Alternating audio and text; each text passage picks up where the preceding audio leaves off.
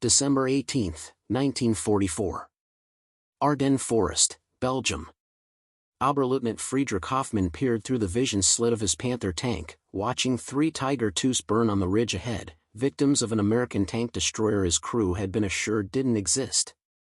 He had been trained to believe German armor was invincible, that American tanks were inferior scrap metal crewed by untrained conscripts. What he witnessed that frozen morning, as the 90mm shells tore through the pride of the Panzerwaffe like paper, would shatter every doctrine the Wehrmacht had drilled into him for 3 years of war. For Oberleutnant Hoffmann and the 847 German tank crews who encountered the M36 Jackson tank destroyer between September 1944 and March 1945, the collision between expectation and reality began the moment American guns spoke. Among them were crews from elite Panzer divisions, the 1st SS Leibstandarte, 2nd Panzer, 9th Panzer, whose experiences would prove more psychologically devastating than any previous encounter with Allied armor. According to declassified after-action reports from the Wehrmacht's Panzer Command, preserved in the Bundesarchiv Militararchiv in Freiburg, Germany, the first major engagement with M36 tank destroyers occurred near Nancy, France on September 23, 1944. German intelligence officers had prepared extensive assessments of American armor capabilities based on encounters with M4 Shermans and earlier tank destroyers like the M10. The 340-page intelligence manual titled Amerikanische Panzertaktik und Schwachstellen, American Tank Tactics and Weaknesses, dedicated 23 pages to exploiting the fundamental inferiority of American tank design and crew training. What actually happened caught the Panzerwaffe completely off guard. Hauptmann Klaus Weber, commanding officer of the 2nd Company, 33rd Panzer Regiment, recorded in his combat diary, now housed at the German Tank Museum in Munster, his first encounter with the M36, September 23, 1944, 1,420 hours. Engaged what appeared to be standard American tank destroyers at 1,800 meters. Expected to eliminate them quickly as we had done with M10s at Mordyne. First salvo from enemy position penetrated Lieutenant Braun's Panther frontally at extreme range. Frontal penetration. This should be impossible.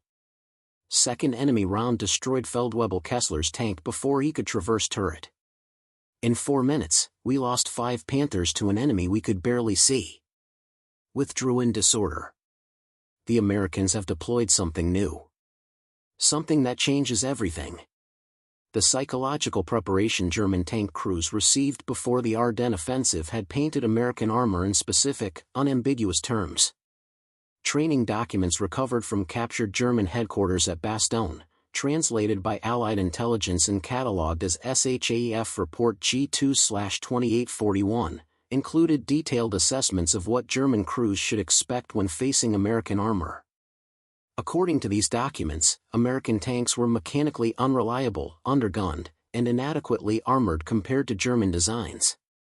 The M4 Sherman was dismissively called Tommy Cookers or Ronsons, they light the first time, every time. American tank crews were described as poorly trained, lacking the aggressive spirit of German Panzer tradition, dependent on overwhelming numbers rather than tactical skill. The assessments confidently stated that no American tank could engage German heavy armor frontally at combat ranges and survive. Yet here stood Oberleutnant Hoffmann, age 31, veteran of Kursk and Normandy, commander of a Panther OSF. Gee, one of the finest tanks in the world, watching the wreckage of Tiger IIs smoldering on the ridge. Tiger IIs.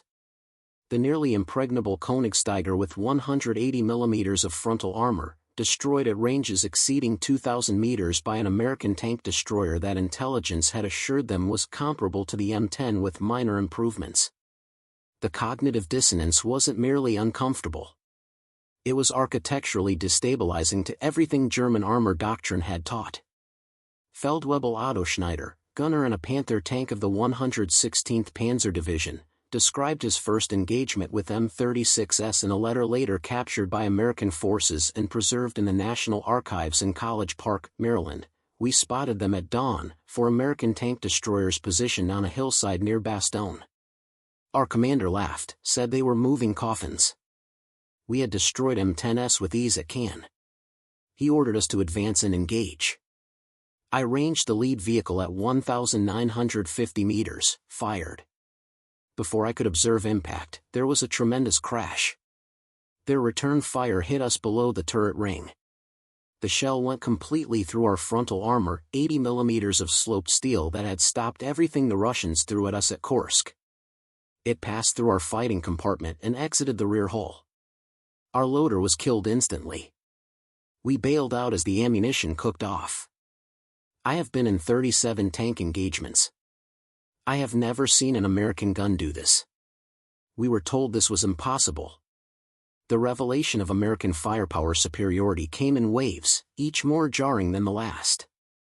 According to engagement reports from the 5th Panzer Army compiled during the Battle of the Bulge, the initial assessments of the M36 were catastrophically wrong. Hauptmann Heinrich Becker, intelligence officer for the 2nd Panzer Division, maintained detailed engagement logs that were captured at the war's end and are now held at the U.S. Army Heritage and Education Center in Carlisle, Pennsylvania. His entry from December 22, 1944 reveals the growing alarm. Analysis of yesterday's engagement near Bastogne shows 15 Panther and Tiger tanks destroyed by what prisoners identify as M36 Jackson tank destroyers. Examination of penetrations reveals 90 mm gun-firing high-velocity armor-piercing rounds. Muzzle velocity estimated 2,800 feet per second, comparable to our own 88 mm KWK-43. This weapon can penetrate any German tank frontally at normal combat ranges. Previous intelligence assessments were not merely optimistic, they were fatally wrong. We are not facing the Americans we fought in Normandy. Their equipment has evolved. Ours has not. The technical specifications told a brutal story. The M36 Jackson mounted a 90 mm M3 gun, the same weapon used in the M26 Pershing heavy tank. This gun could penetrate 190 mm of armor at 1,000 meters at 30 degrees, more than sufficient to defeat the frontal armor of any German tank except the Tiger II at extreme angles. By contrast, the Panther's 75 mm KWK-42, while excellent, could penetrate approximately 150 mm at 1,000 meters. The Tiger IIs 88 mm KWK-36 managed 165 mm under the same conditions. Only the Tiger II's 88 mm KWK-43 surpassed the M36's penetration capability. But Tiger IIs were rare, fewer than 500 produced. M36s were becoming common, over 2,300 would be built by war's end. More devastating was the tactical revelation: the M36 combined Panther-killing firepower with the mobility and low profile of American tank destroyer doctrine.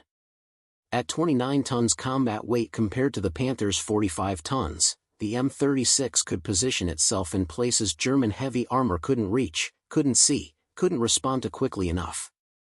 Lieutenant Wolfgang Kruger, commander of a Tiger I in the 501st Heavy Panzer Battalion, kept a combat journal that was donated to the Deutsches Panzermuseum after his death in 1987. His entry from January 8, 1945 captures the tactical nightmare: engaged American tank destroyers near Hufvudstaden today. We had positional advantage, hold-down positions, clear fields of fire.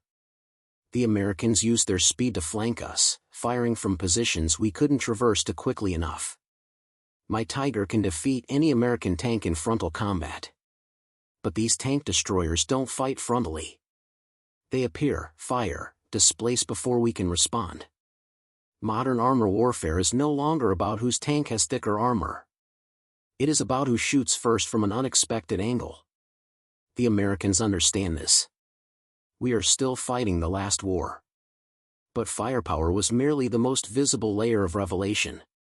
Beneath it lay something more fundamentally challenging to German armor doctrine: American combined arms integration, tactical flexibility, and the willingness to adapt based on battlefield reality rather than doctrinal purity. The Panzerwaffe had been built on principles of aggressive maneuver, concentration of force, and the decisive breakthrough, principles that had delivered stunning victories in Poland, France, and early Russia.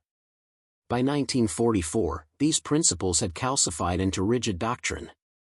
German tanks were expected to lead assaults, to dominate through superior design and crew training. The Americans approached armor differently. Tank destroyers like the M36 weren't designed to seek out tank-on-tank duels. They were defensive weapons integrated into combined arms teams, infantry, artillery, air support, and armor working together. The M36 crews were trained to ambush, to use terrain, to kill enemy tanks and withdraw before counterattack could develop.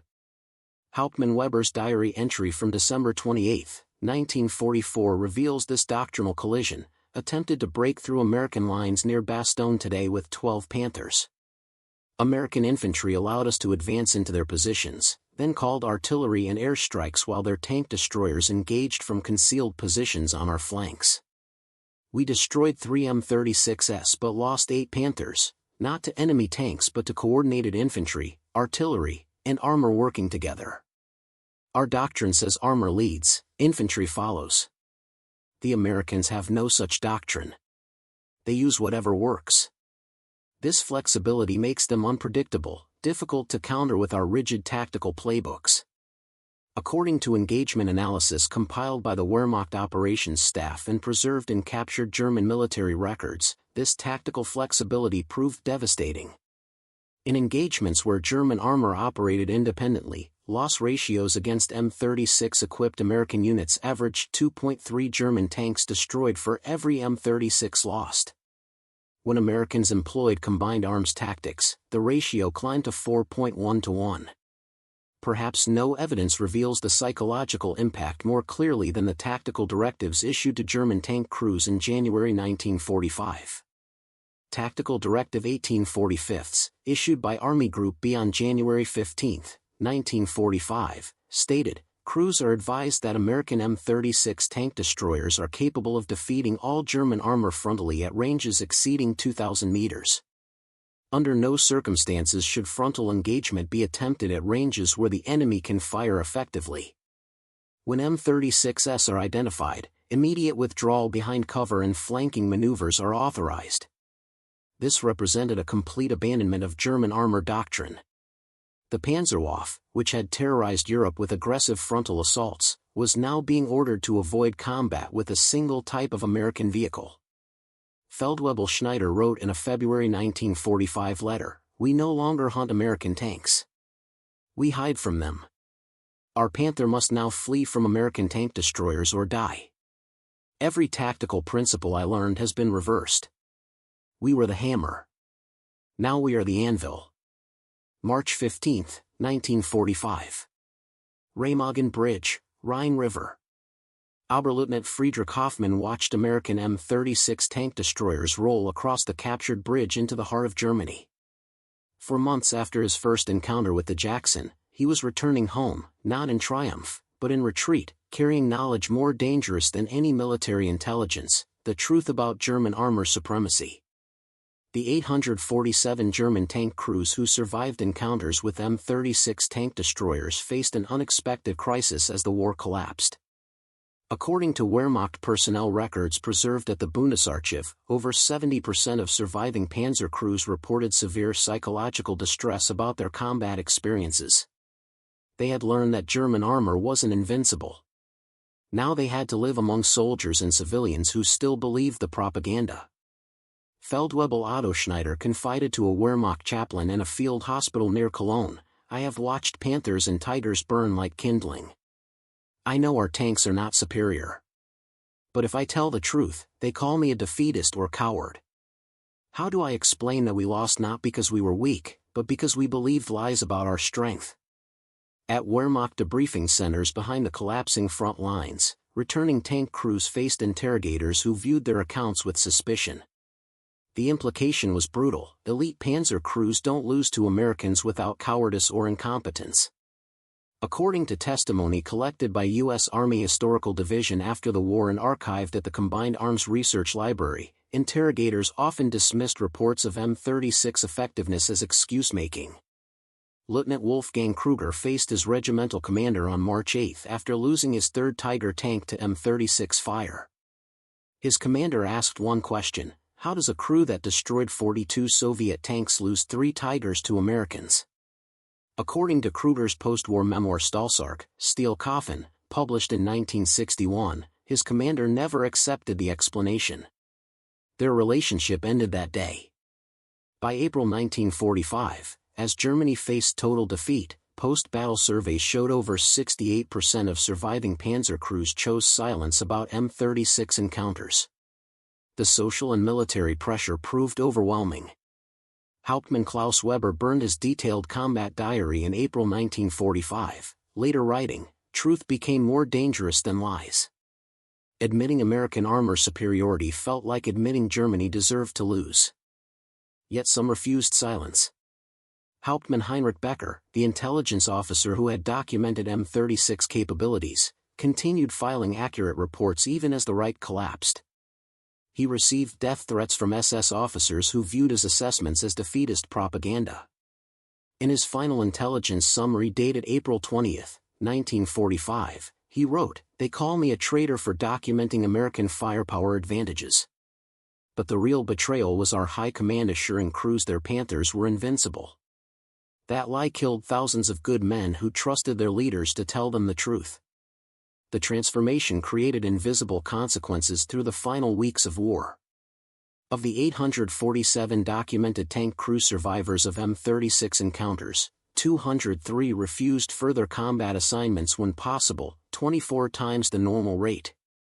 79 were court-martialed for defeatism or undermining military morale simply for accurately describing M36 capabilities to other crews. Wehrmacht morale reports from March 1945, captured by American forces and now held at the National Archives, revealed stark differences between Eastern and Western Front Panzer crews. Those who had faced only Soviet armor maintained higher morale despite worse strategic situations. Those who had encountered M36s showed what psychiatrists later termed doctrinal disillusionment, the psychological collapse that occurs when core beliefs prove catastrophically wrong. But the psychological cost was devastating. Lieutenant Hans Baumer, the decorated tank ace who had survived his burning Panther on Christmas Eve 1944, never recovered psychologically. According to his medical records preserved at the German Red Cross archives, he was hospitalized for combat exhaustion in February 1945. His attending physician noted, "Patient repeatedly states he cannot unknow what he learned about American firepower. Shows symptoms of severe anxiety when discussing return to combat. States he would rather face court-martial than crew another Panther against M36-equipped forces." Baumer survived the war but took his own life in 1947. His suicide note, quoted in his sister's 1983 memoir, read, "I cannot reconcile the soldier I was with the truth I learned. They told us we were invincible. We were not. They told us the enemy was inferior. He was not. 3 years of my life were built on lies, and I helped spread those lies to other crews who died believing them." By May 1945, as Germany surrendered, the scope of the doctrinal collapse became undeniable. According to final statistics compiled by the U.S. Army Operational Research Group and published in German Tank Crew Morale Assessment, 1945, every German tank crew member who survived 3 or more engagements with M36s reported that their pre-war understanding of armor warfare had been fundamentally incorrect. Exit interviews conducted with German POWs in June 1945 revealed startling statistics. 79% of Panzer crew survivors stated their training had been dangerously inaccurate regarding American capabilities. 16% acknowledged significant gaps between doctrine and reality. Only 5% maintained that German armor doctrine had been sound but poorly executed. Combat loss records told their own story. German panzer divisions on the Western Front suffered 73% total equipment losses between September 1944 and May 1945. Tank-on-tank engagements with M36-equipped units showed average loss ratios of 3.8 German tanks destroyed per M36 lost, comparable to German performance against Soviet armor, but psychologically devastating because it contradicted everything the Wehrmacht had taught about American inferiority. But statistics couldn't capture the psychological transformation occurring among survivors. The combat journals, letters, and post-war testimonies revealed men struggling with a crisis of belief more profound than military defeat. They had discovered that their entire understanding of modern warfare had been built on wishful thinking and propaganda. Oberleutnant Hoffmann, whose shock at burning Tiger IIs opened this story, kept notes throughout the war's final months. These notes, donated to the Bundesarchiv by his son in 1979, reveal the progressive collapse of certainty. Week 20, we have lost the war. This is obvious now. But we lost it because we believed our own propaganda about superiority. Week 24, today I spoke with a lieutenant from the Eastern Front. He still believes German armor is superior, that we only lost due to numbers. He has never faced an M36. Should I tell him the truth? What purpose does truth serve now? Week 28, Germany is dying. But the lies that killed it will survive. Men will write that we lost due to Allied numbers, Allied air power, Allied resources. They will not write that we lost because we believed we were invincible when we were merely well equipped. The M36 taught me that lesson at the cost of my entire company. Week 32, the war ends tomorrow. I survived. But I will spend the rest of my life knowing that everything I was taught, everything I taught others, was a carefully constructed lie. The Americans didn't defeat us with superior technology alone. They defeated us by refusing to fight according to our assumptions about their inferiority. The long-term impact proved more complex than simple military defeat. In the immediate post-war years, the narrative of German armor superiority persisted and even strengthened. Popular histories emphasized the technical sophistication of Panthers and Tigers while minimizing the effectiveness of Allied weapons. The M36's success was attributed to numbers, surprise, or lucky shots rather than superior tactics and adequate firepower. But among the survivors, a different understanding emerged. Former Panzer crews who had faced M36s carried knowledge that contradicted the emerging mythology. Many remained silent, but some spoke out. In 1952, 7 years after the war, a group of 34 former Panzer officers published Panzer Taktik, Lehren des Kriegs, Tank Tactics, Lessons of War. The book, largely ignored at the time but later recognized as remarkably honest, included a chapter on American tank destroyers. Hauptmann Weber, whose combat diary had documented the first M36 encounter, wrote, "The M36 Jackson taught the Panzerwaffe a lesson we refused to learn, that tactical flexibility and adequate firepower defeat rigid doctrine and incremental armor advantages. We built better tanks. The Americans built better tank killing systems. In modern warfare, the system matters more than the component." Academic studies in the 1960s and 1970s began documenting how the M36 had systematically demolished German armor doctrine through simple effectiveness.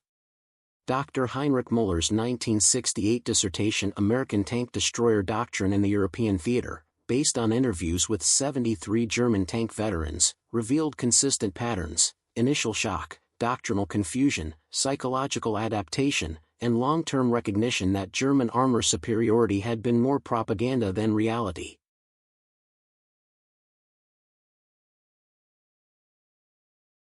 By the 1980s, 40 years after the war, military historians had assembled comprehensive data on M36 effectiveness.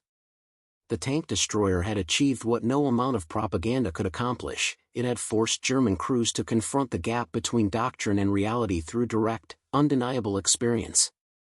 In 1984, a reunion of German and American tank veterans was held at the old Ardennes battlefield. 63 former Panzer crew members met with 41 American tank destroyer veterans.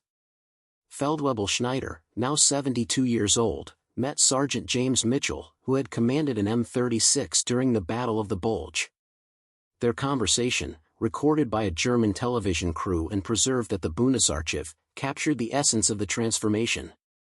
"Schneider, your M36 destroyed my Panther on December 19, 1944, near Bastogne. You fired from 2,100 meters. We never saw you before the hit." Mitchell, "We were trained to shoot and displace. Never stay in position after firing." Schneider, "We were trained that American tanks were inferior, that we were invincible. Your first shot taught me everything my training had not. I spent 40 years understanding that lesson. Mitchell, we were scared of your Panthers and Tigers. Our training said we couldn't fight you head-on.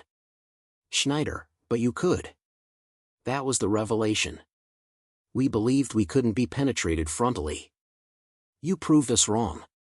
Not through superior technology, your gun was comparable to our 88mm. You proved us wrong through superior tactics and adequate capability intelligently applied. Oberleutnant Hoffmann attended that reunion. Now a retired schoolteacher, he had spent decades processing his wartime experience. In an interview with Der Spiegel magazine after the reunion, he reflected, "The M36 defeated us twice. First on the battlefield, through firepower and tactics. Second in memory, by proving that everything we believed about German superiority was mythology. The second defeat took 40 years to fully understand. It was the defeat that mattered most." The 847 German tank crew survivors of M36 encounters carried lessons that quietly influenced post-war German military doctrine. The Bundeswehr, established in 1955, emphasized combined arms integration, tactical flexibility, and realistic assessment of enemy capabilities, principles the Wehrmacht had abandoned in favor of doctrinal purity. Former Panzer officers who joined the new German military brought hard-earned wisdom. They had learned that believing your own propaganda kills soldiers, that tactical adaptability beats rigid doctrine, and that treating enemies as capable forces worthy of respect produces better outcomes than dismissing them as inferior. The statistical legacy proved equally significant. Modern analysis of World War II armor engagements consistently shows the M36 as one of the most cost-effective tank killers of the war. Its 3.8 to 1 kill ratio against German armor, achieved with less than half the production cost of a Panther, demonstrated that properly employed medium-caliber guns with good crews could defeat even the best heavy armor. But perhaps the deepest impact was psychological. The M36 had accomplished something no propaganda campaign could achieve. It had forced German tank crews to question their foundational assumptions through undeniable battlefield reality. It had revealed that armor warfare was about systems, tactics, and combined arms, not just thicker steel and bigger guns. Hauptmann Weber, who had witnessed the first M36 engagement in September 1944, died in 2001 at age 94. His obituary in the Frankfurter Allgemeine Zeitung quoted his final interview, "The M36 taught me that wars are not won by believing in your superiority, but by respecting your enemy's capability and adapting faster than he does." Germany forgot that lesson. It cost us everything. I spent 60 years remembering it so that perhaps others might learn it without the same cost. The 847 German tank crews who encountered the M36 Jackson carried knowledge that contradicted decades of mythology about the invincible Panzerwaffe. They learned that doctrine built on assumptions of superiority collapses when enemies refuse to cooperate with your worldview, that tactical flexibility defeats technical superiority, and that the most dangerous lie a military can believe is its own propaganda. The M36 didn't just destroy German tanks. It destroyed the illusion of invincibility that had been as much a part of the Panzerwaffe as its steel armor. And illusions, once shattered by reality, can never be fully rebuilt. That proved to be the most devastating defeat of all.